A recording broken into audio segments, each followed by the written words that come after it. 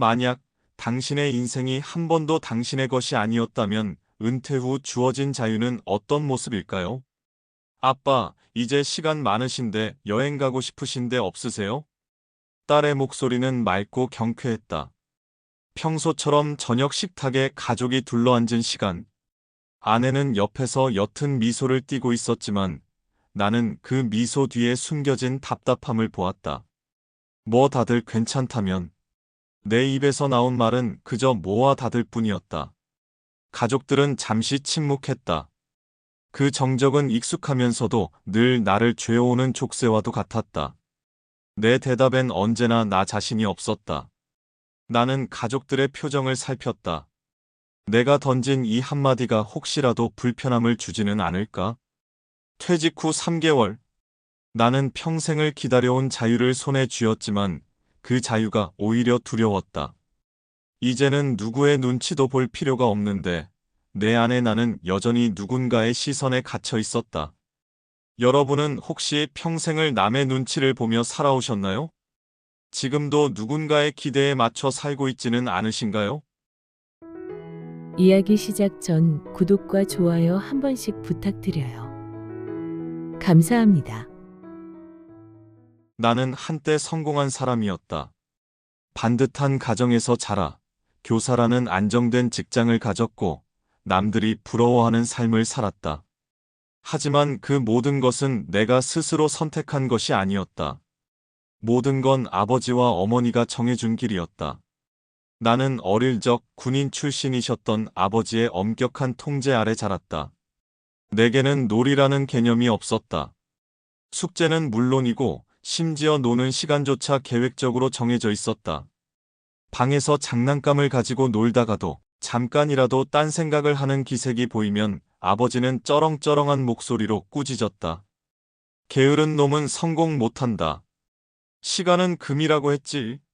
나는 순간적으로 몸을 움츠렸다.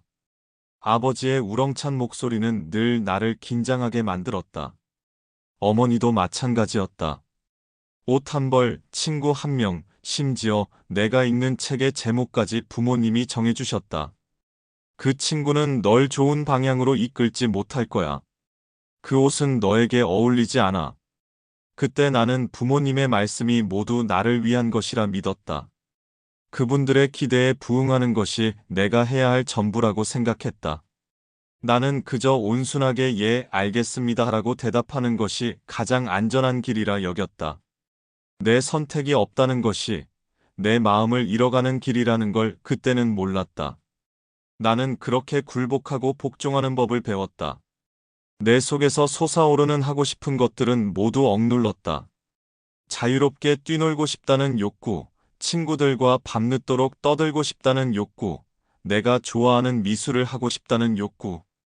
그 모든 것들은 부모님의 목소리 앞에서 힘없이 무너졌다. 교직 생활 35년. 마침내 은퇴식이 있던 날, 나는 내 인생의 다음 장이 열렸다고 생각했다. 하지만 막상 마주한 은퇴 후의 삶은 자유롭기보단 공허했다. 마치 잘 짜인 틀 안에서만 살던 기계가 갑자기 전원 코드가 뽑힌 것처럼 나는 무엇을 해야 할지 몰랐다. 매일 아침 습관처럼 일어나 뉴스를 보고 커피를 내렸다. 예전처럼 출근 준비를 할 필요는 없었지만 마음은 여전히 불안했다. 무엇인가 해야 한다는 강박에 사로잡혔지만 정작 무엇을 해야 할지는 알 수 없었다. 친구들이 연락이 왔다. 현수야, 우리 다음 주에 설악산 등산이나 갈까? 현수야, 동호회에 가입했는데 같이 가보자. 나는 머뭇거렸다. 가고 싶지 않아서가 아니었다. 내가 가서 민폐를 끼치면 어쩌지? 내가 잘 못하면 친구들이 실망하지 않을까? 내가 잘 어울리지 못하면 어쩌지? 온갖 걱정들이 꼬리에 꼬리를 물고 이어졌다. 나는 늘 생각 좀 해볼게라고 대답하며 그 제안들을 미루고 또 미뤘다. 가족들은 그런 나를 보며 답답해했다. 특히 딸은 더 그랬다. 아빠, 진짜 답답해. 이제 하고 싶은 대로 좀 사세요. 왜 항상 눈치만 보세요? 딸의 직설적인 말에 나는 늘 가슴이 철렁했다. 나는 그저 내가 뭘 안다고 그러니라고 대꾸할 뿐이었다. 하지만 딸의 말은 사실이었다. 나는 여전히 내 삶의 주인이 되지 못하고 있었다. 평생을 남의 눈치를 보며 살아온 내게 은퇴 후의 자유는 오히려 더 큰 공포로 다가왔다. 그런 내게 정반대의 삶을 사는 친구가 있었다.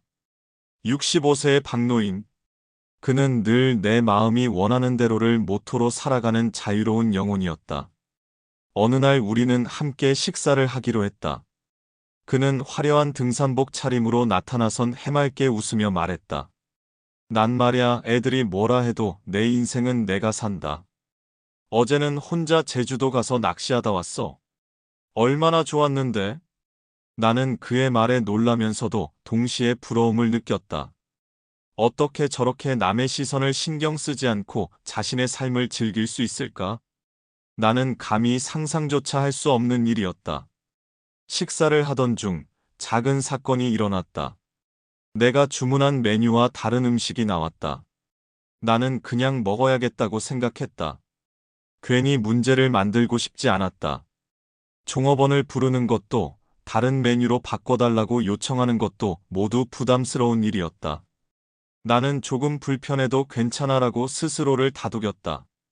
이것이 나를 더 강하게 통제하는 나만의 방식이었다. 하지만 박노인은 달랐다. 그는 아무렇지 않게 종업원을 불렀다. 여기요, 이거 주문한 메뉴랑 다른데요? 바꿔주시겠어요? 종업원이 당황하자 박노인은 씩 웃으며 맛있어 보여서 그냥 먹을 뻔했네. 하고 농담을 던졌다.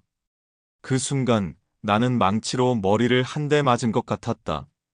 나는 내 작은 불편함조차 표현하지 못하고 꼭 참아왔는데 박노인은 너무나 자연스럽게 자신의 의견을 말하고 있었다. 그 모습은 내게 큰 충격으로 다가왔다.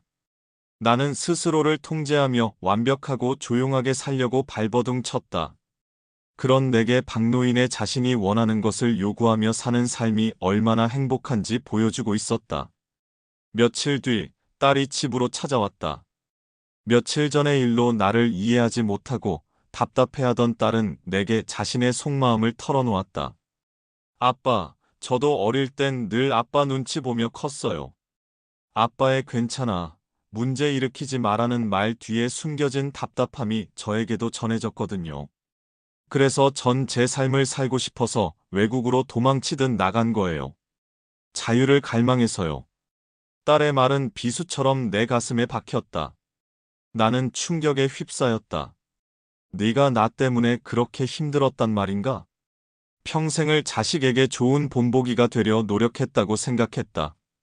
나는 딸에게 억압적인 아버지로 남고 싶지 않았는데 내가 준 상처는 생각보다 컸던 것이다. 나는 그제야 내가 만들어온 나만의 감옥을 마주했다. 부모님에게서 물려받은 통제의 흔적은 나를 넘어 내 자식에게까지 이어지고 있었다.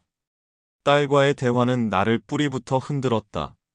나는 더 이상 이대로 살 수 없다고 생각했다. 이제라도 나를 위해 살아야만 했다. 나를 위해서, 그리고 딸을 위해서. 저처럼 통제적인 환경에서 자라온 사람들은 성인이 되어서도 여전히 그 그림자 속에서 살아갑니다. 그럴 때 우리는 아주 작은 것부터 시작해야 합니다. 첫 번째, 작은 결정부터 자기 의견 표현하기.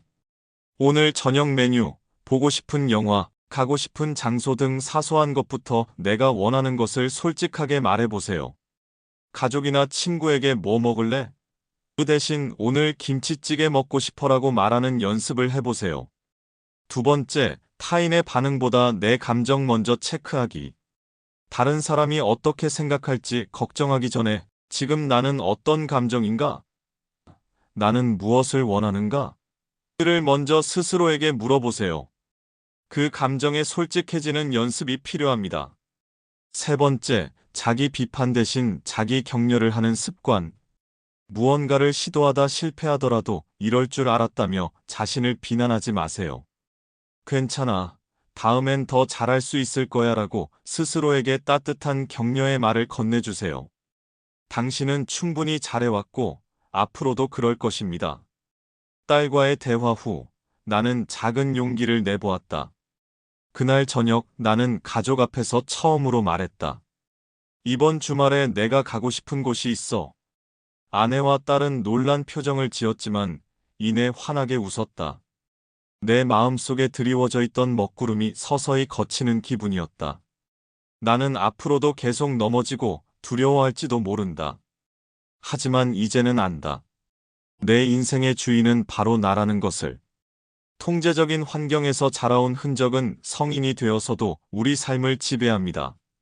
하지만 지금이라도 늦지 않았습니다.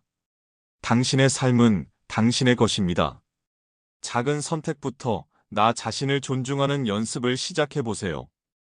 여러분은 혹시 아직도 누군가의 눈치를 보며 살고 계신가요?